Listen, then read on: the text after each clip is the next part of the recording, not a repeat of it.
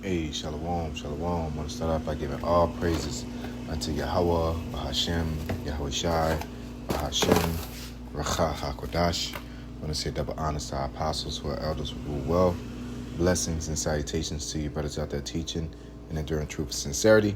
This Rob Amar for the Nebraska camp. I want to name the title of this lesson, We Are Summoned to a Higher Calling. And we was in class and we was, discussing that aspect. And I want to bring out a few precepts and an AI overview to go over it. It says some pretty interesting things. So when you go into higher calling in the AI overview, okay, it says a higher calling is a powerful inner sense of purpose, okay, often spiritual or altruistic, that drives someone to pursue a path beyond personal gain. In the scriptures that I like to bring out a lot, you know what I'm saying, is be not self-willed, okay?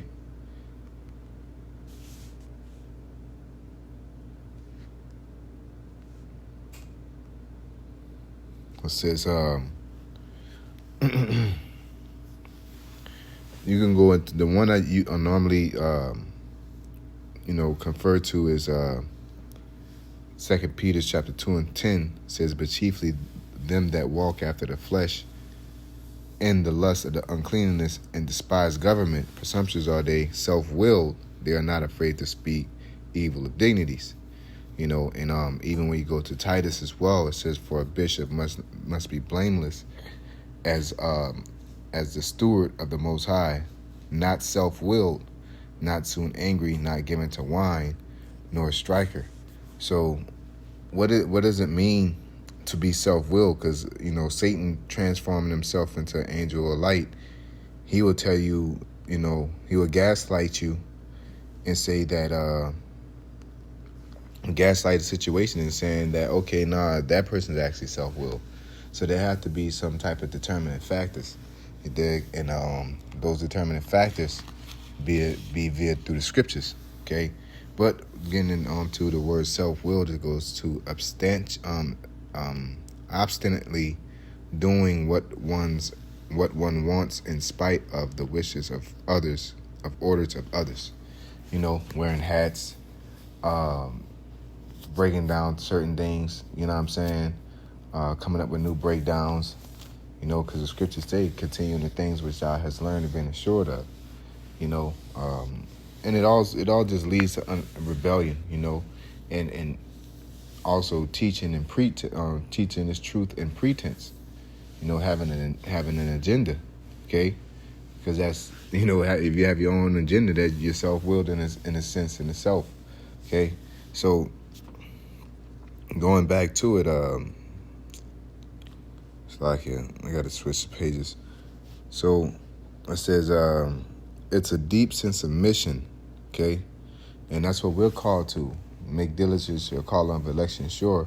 We have a higher calling, as Peter said, to Yahweh Shai, where it said we inherit. And he said, pretty much we have denied house and home and family, so that's proof. When you come into this truth, those that have wives be as though they have not. Why? Because you're called to a higher calling, and the world is not going to understand that because, again, you don't run to the same excess of riot, okay? You're not moved by the same things, okay? You don't look forward to the same, you know what I'm saying? You can't fake the funk with this, So it says it's a deep sense of mission frequently found in faith, service, or dedicated vocations, where actions align with divine will or profound personal values, even when difficult.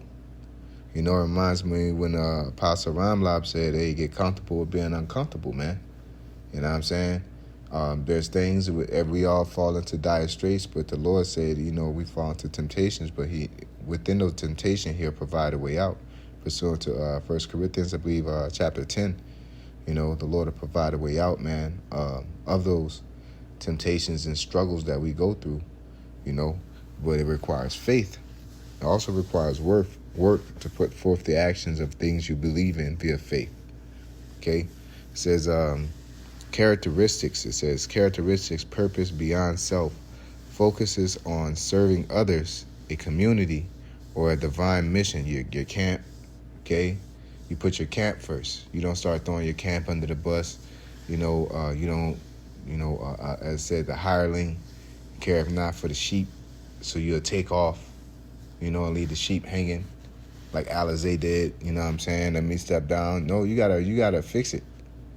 You gotta fix it, man. Ain't no stepping down. You the only person you the only reigning champ over in your sector, so you gotta hold it down. You can't put your hand to the plow and look back. Okay? But these people, they're self-willed, and when they get exposed, they run into darkness, man. It says deep personal connection. It says the work feels inseparable from who you are, aligning with core values and identities. This is not you taking this garment off and it changes. This is your life. This is who you are. You know what I'm saying? Like, it was me and the brothers saying, like, how can it's like, how can you fall out the truth? Well, Will's referencing what Apostle Hart was talking about. Like, this is all we got, bro. This is it.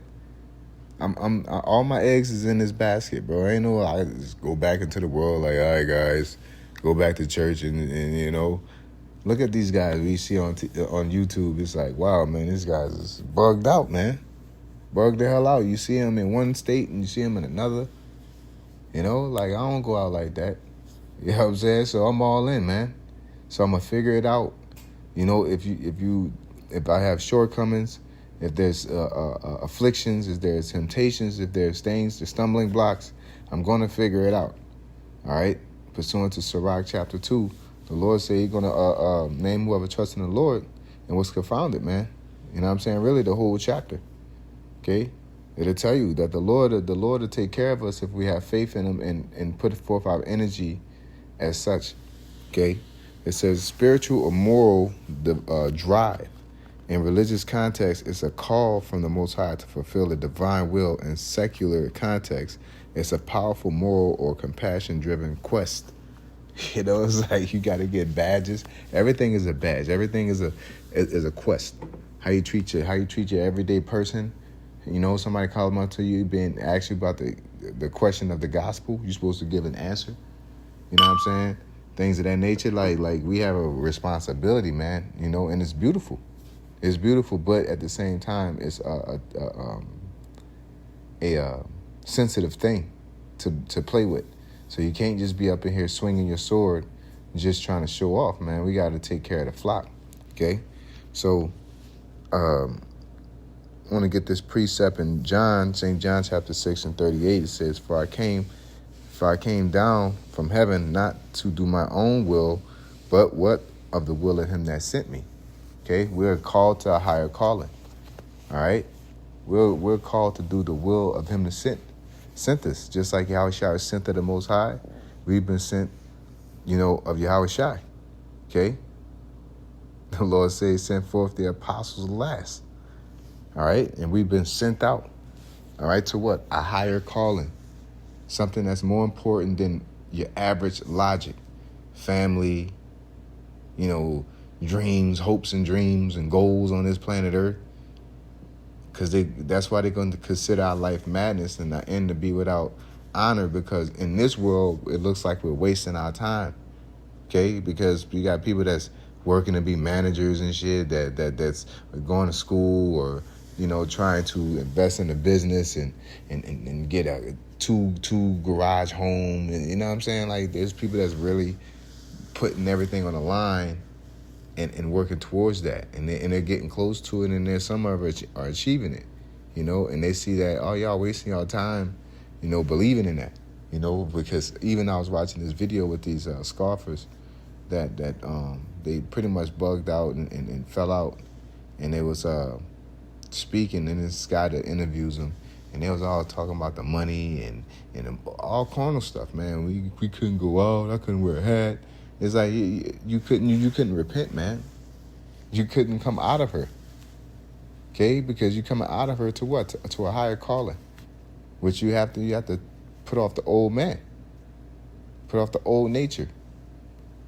Not only the outer, how you dress, but your mindset, things you look forward to, things that draw your interest, things you prioritize.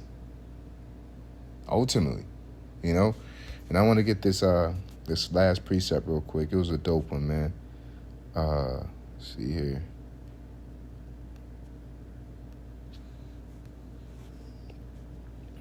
It says Matthew 6:33. It says, "But seek ye first the kingdom of the Most High, and His righteousness, and all these things shall be added unto you."